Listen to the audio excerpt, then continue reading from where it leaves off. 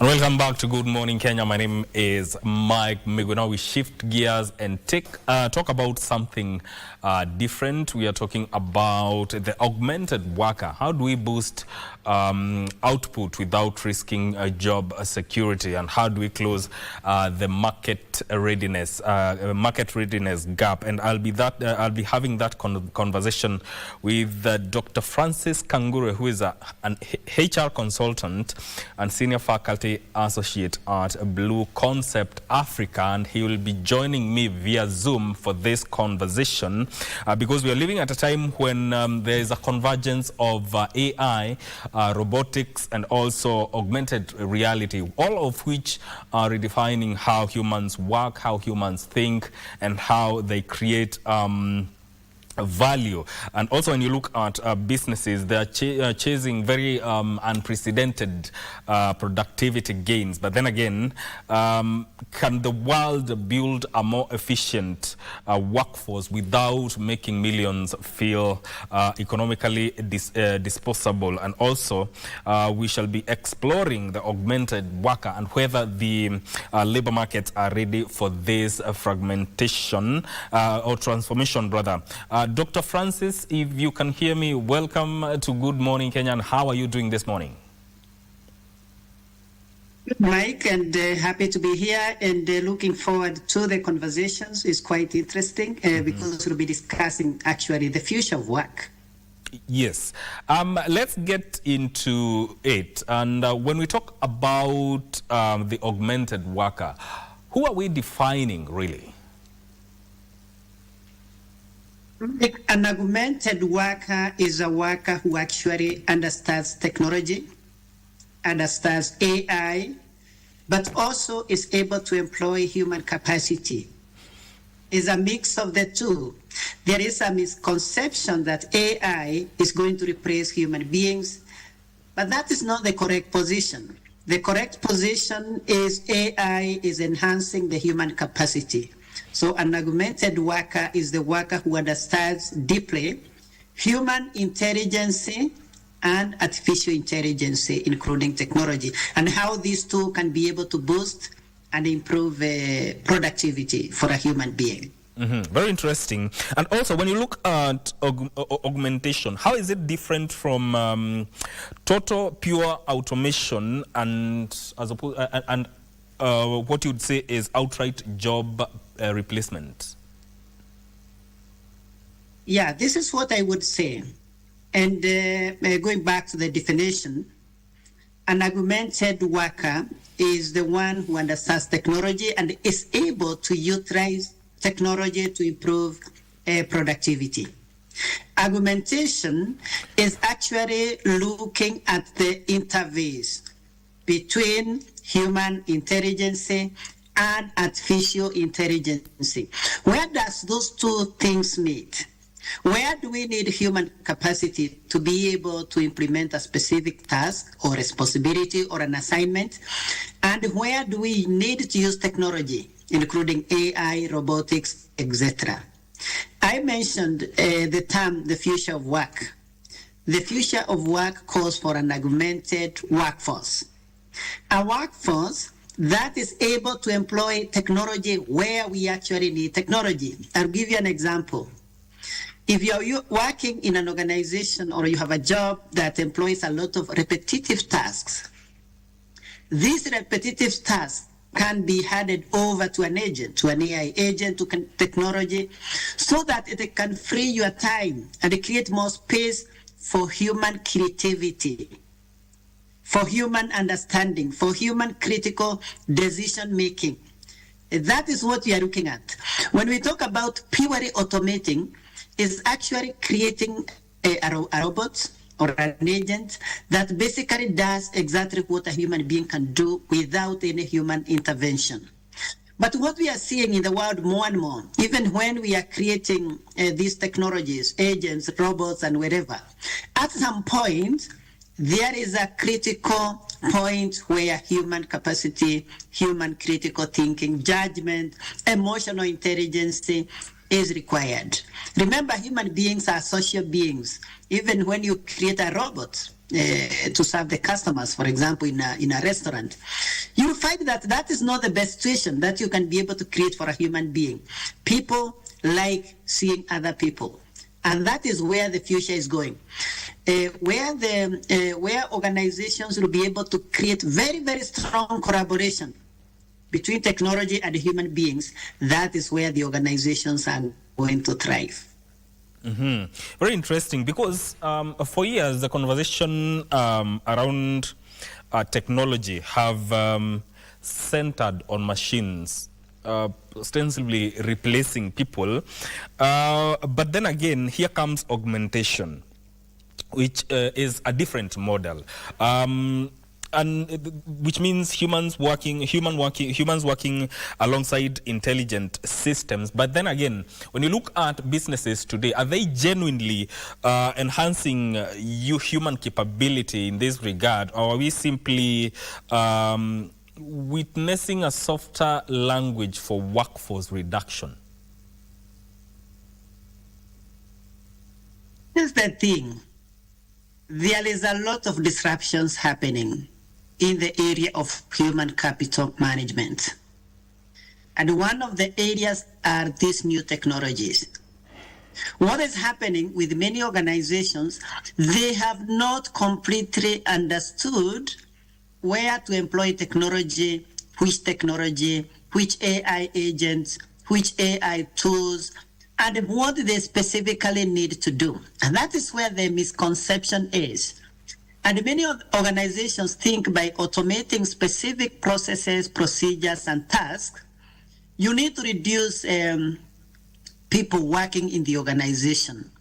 The true position, when you look at human capital management, is automation need to increase productivity, not necessarily to displace human beings. I'll give you some figures. The current figures by the World Economic Forum predict that by the year 2030, about 92 million jobs will be displaced by AI, by technologies. But there will be new emerging jobs, and this will be around 160 million. So if you see the net effect, is that human beings are not going to be displaced by AI, but there will be emerging skills and talents required. And therefore, there will be new, around 58 million jobs created. So if you look at the net effect, automation, employing AI agents will support organizations to boost productivity. When you boost productivity, then you realize you need additional talents for you to be able to continue at the level of productivity that is required. So basically what is happening with augmented workforce management, productivity goes up, the need for more people comes in place.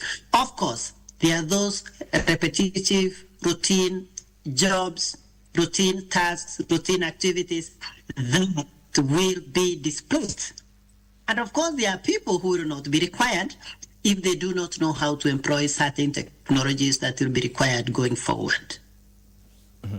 And you know, speaking of numbers, various research studies have showed that augmentation could raise labor productivity by up to 40% by around the year 2035, and AI could also add around $15.7 trillion to the global economy by 2030. So where exactly will these gains come from? Is it a matter of reduced labor costs, faster decision making, higher worker output, or maybe entirely new industries? What do you think? I would say that there are so many opportunities. One area that you have pointed out, and this is the true position, is that human capacity is going to multiply. Okay? Think about your job and the repetitive tasks that you do. Okay? You write reports, you write minutes, okay, you prepare for podcasts, wherever. All these can be automated. So you can have an agent that prepares your reports, prepares your minutes, and so on and so forth. And therefore, it leaves you a lot of room for creativity, for creating new ideas, for creating new products. That is where the productivity and human capacity is going to create new opportunities. That means a person who was able to do, 20% of productive work within the day, they are able to do 80%. They are likely to double that because they have support systems, support technology that enhances their technology. The main thing is that productivity will come from human creativity. And remember, human creativity is the one that gets new product, new services, enhances productivity for the companies and so on. And that is where the real opportunities will come from. Improved, increased, enhanced human capacity as a result of augmentation with AI and other technologies. So in other words, what we are witnessing in terms of advancements in AI, robotics, and data analytics will not replace human input. It will just enhance productivity based on what you've said. Correct. The only caveat that we usually give to organizations and people is that make sure that you have increased your knowledge of technology and you know how to use it. Technology, AI, is not going to replace you as a worker, as a manager, as a leader. But technology is likely to displace those people who do not know how to use it. That's the caveat. But those people who know how to take advantage of technology, use it, their capacity will be enhanced, they will be required more by organizations, their productivity is going to improve, they will become a talent that everybody is looking for because they have the capabilities and talents that are required in the workplace. I'll give you an example. Let me cut you short. There are so many people who are displaced by technologies as a result of computing. Those people who refuse to learn how to use computers and so on, and they wanted to continue with paper and pen, they were actually displaced. Same is happening the today. Studio where, coming back to our conversation, we're talking about the augmented worker, and we were exploring the aspect where reduced labor cost, faster decision making, and how worker output and new industries. As will they contribute to the gains that have been suggested by various research studies, which indicate that 40%, up to 40% of productivity will go up by 2035, and also AI could contribute $15.7 trillion to the global economy by 2030. But then again, one of the biggest concerns, Daktari, within the global stage is that AI may widen inequality gap by benefiting highly skilled workers while displacing routine jobs. But then again, the question here comes, does augmentation democratize productivity really, or does it pose a risk of creating a two-tier workforce where we have a highly augmented workers and those that are economically susceptible workers? Daktari? This is a good question, Mike. And I would say that today that's a big dilemma. A big dilemma because access to technology will basically provide advantage to those people who have access to that technology. And those people who are able to learn very fast, they are going basically to have an advantage over the others. But the argument is not that the highly skilled workers will have an advantage over others. The advantage is ability to adapt. It doesn't matter the level of skills. What matters is the talent that are required at every level. Remember, in an organization, there are various levels of skills that are required. Within those skills, you require specific technology capabilities among the workers that you have. So it doesn't mean that the highly skilled employees will necessarily have an advantage. The advantage will come to those who are able to learn, adapt, learn faster, and be able to employ technology at their level. Remember, you can be highly skilled, okay, as a professional, for example, an engineer in your own line, but you do not know how to use technology. If you are a graduate engineer, then you have a diploma holder, a technician, who learns very fast, adapts to technology. That person is the one who is going to thrive in the workplace. So the imbalance would not be at the level of skills or the level of education.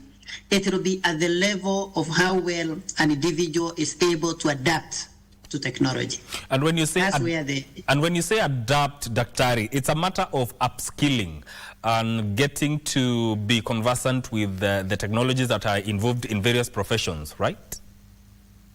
Yes, that is upskilling. It is upskilling and reskilling, so that people can be able to adapt and they can be able to employ technology where it is needed in their specific jobs. What it needs, it might. When you look at what you're talking about from a practical point of view, are there sectors that are experiencing the augmentation that we are talking about in an aggressive manner from where you stand? Yes. There are sectors that are actually absolutely really benefiting very fast from augmentation. One of the areas that I have seen actually progressing very fast because of their vantage point is actually tech industries. Tech industries are those industries that are actually introducing these innovations, which are employed across all the other industries. So the tech industry has an advantage. They have been able to understand what human skills can be enhanced by technology. And those tech companies, actually, they are using human knowledge, human capacity, human processes, and understanding how a human being works. And then they develop agents that mimic human beings. You see, they have the advantage of both worlds. They understand technology. Now they are learning about human beings and how we work and how we can be supported to work better. So they are experiencing higher productivity, higher innovation, and that is why you see across the world, the most profitable companies today are in tech, especially those who are developing AI solutions in the world. Of course, other sectors like education, healthcare, manufacturing, and so on, they are adapting to these technologies, but I think at a slower pace because they are actually learning from tech sector, so to speak. And when you look at organizations, I want you to talk about the dangers of, in a case where organizations may have to invest in AI tools as opposed to, they invest more in AI tools more than investing in worker preparedness. What are we looking at in that situation? That's a dangerous situation. Investing more in tech, in AI, and forgetting the human being in the workplace is a very dangerous position. Because you are actually creating a workspace or a workplace where human beings are not able to thrive. The other way around can work better. You start by creating awareness. You start by training people, by creating learning solutions for people to adapt to the current technologies. And therefore, when you introduce new technologies, then this technology finds human beings who are prepared to use this technology. When you implement technology within the organization and nobody can be able to use that technology, that is counterproductive. It's double loss. One, you have human beings in the workplace who are not able to fit in that workplace. They are not productive. They have a lot of fear. They feel that they are being displaced. And you have invested in technology, so you have used money to build systems and tech which are not productively utilized. The best thing to do is prepare the human capital very well, reskill people, upskill people, create change management system, then introduce technology step by step so that there is proper augmentation between people and technology. That is how the organizations are going to thrive. That is true, Dr. because what you've addressed is like creating a market gap where workers simply lack the skills, but then again, they are operating in an AI-driven environment. That now means that the company has to invest in making sure that their workforce is well conversant with the technological advancements that the companies are taking.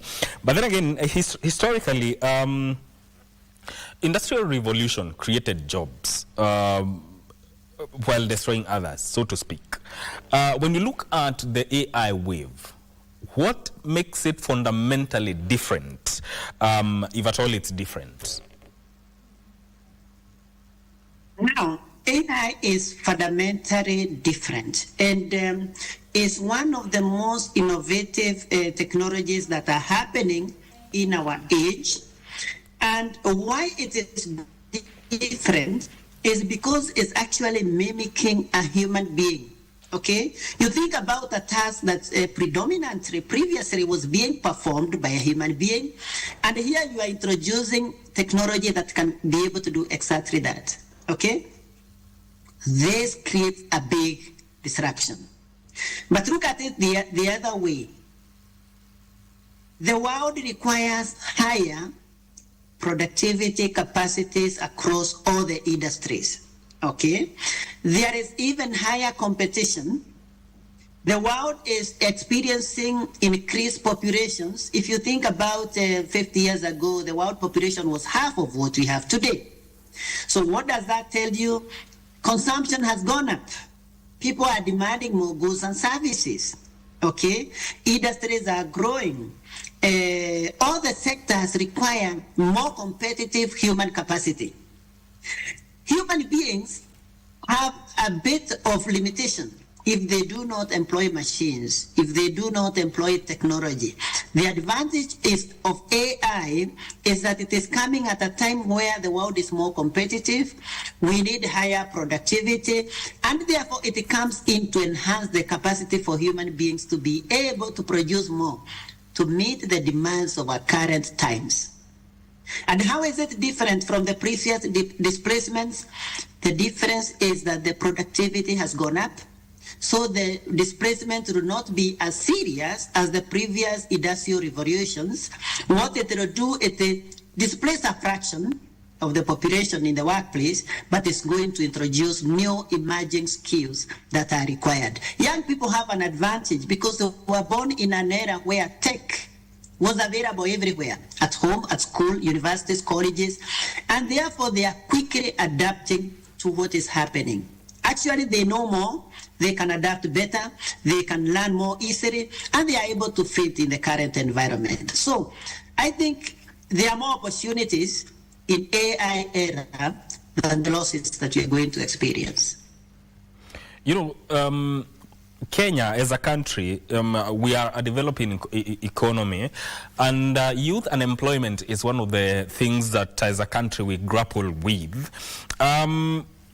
For a country like Kenya, where unemployment and informal labor remain a major challenge, does augmentation present an opportunity to enhance productivity or just deal with productivity barriers? Could it deepen exclusion for workers without, especially those that do not have digital access and the advanced skills now that we are talking about? A very good perspective, and this is what I would say. If you look at Kenya as a country, Kenya is very resilient. Kenyans easily learn and adapt.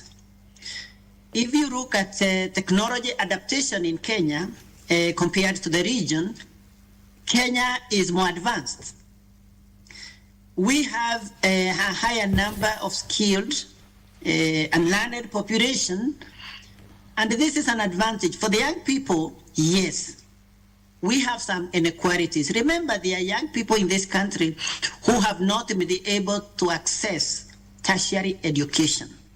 Those people can seriously be affected by the new technology that is emerging because they do not know how to use it. It even becomes more difficult for them to learn and adapt. That becomes a challenge. But look at it this way. people who are working in blue-collar jobs, where you actually need people, you need hands, like construction. What will happen is that the experts will innovate more.